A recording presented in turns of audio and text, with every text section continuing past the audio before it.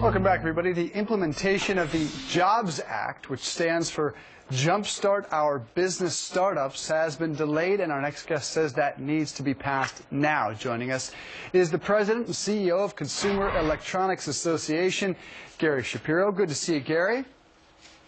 Good morning. It's great to be here. It's funny, we're talking about this whole fiscal cliff deal, and jobs seem to be left out of the conversation entirely. We haven't heard about much to jumpstart the economy. Tell us what the Jobs Act is. Well, first of all, you know, with this fiscal cliff, you could either raise taxes, cut spending, or grow the economy. And there's been very little discussion about growth. But Congress did something great, and President Obama signed it. It was called the Jobs Act, and it was about growth, and a lot of growth through innovation. And what it did is it made it easier for entrepreneurs to raise money. They could crowdfund, they could go out to more people before having all these Securities and Exchange Commission regulations, and could do many other things they couldn't do under the present law.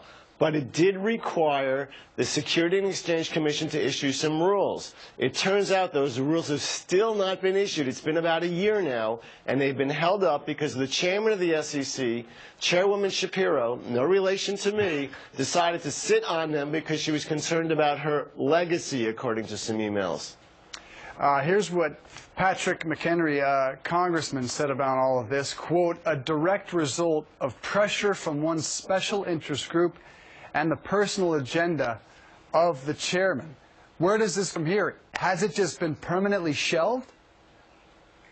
No, it can't be permanently shelved because there's too much support for it. Look, this was bipartisan. Republicans and Democrats joined together. President Obama signed it. It does allow companies to raise money easier. And of course that means more companies, more money will be raised, more jobs will be created, and more risk will be taken. And a lot of those companies will go under, and some investors will be hurt. But the SEC does have a legal obligation to act on this. And I imagine that once Chairwoman Shapiro is gone and someone is replacing her, they will act on this immediately and make it a priority. She chose not to make it a priority.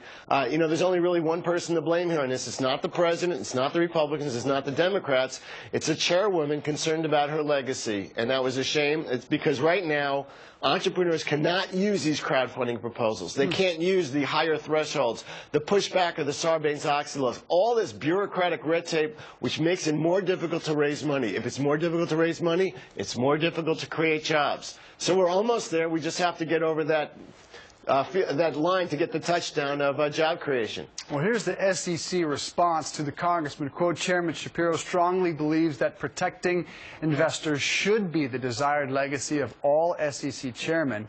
It is part of our mission and should inform our decisions at all times." She, Shapiro, also believes that the agency should not consider investors or the groups that represent them to be special interests. Do you see any conflict in that statement, or do you like their explanation?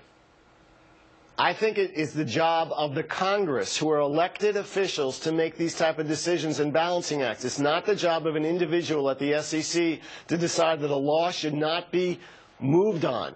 They have sat on this law now for almost a year, and it is not their job to continue to sit on it. Congress has said, we have balanced these different interests, the risks that investors are willing to take versus for capital creation and job creation, and yet they have not acted. And in these perilous economic times, we need every job we can create. And what makes America great is the fact that we're willing to take risks, we're willing to put money up, we're willing to fail and then try and try again. That's what distinguishes us from every other country in the world, and we have to remember that. And we can't let bureaucrats stop that. Yes, people will lose money, but so what? That's the American way, and as long as those investors know what they're getting into and taking these risks, potentially for great rewards, maybe the next Google, the next Apple. That's the important thing here. We need those new jobs. Right. We need to be the leader of the world in innovation. And maybe we can start with killing that medical device tax, speaking of hurting innovation and jobs. Gary Shapiro is the CEO of the Consumer Electronics Association. Clayton, we'll see you in a few weeks in Vegas at the big show. Thanks for being here this morning. Happy New Year. Next week at International CEA. See you then. Sounds great. All right, coming up, we've all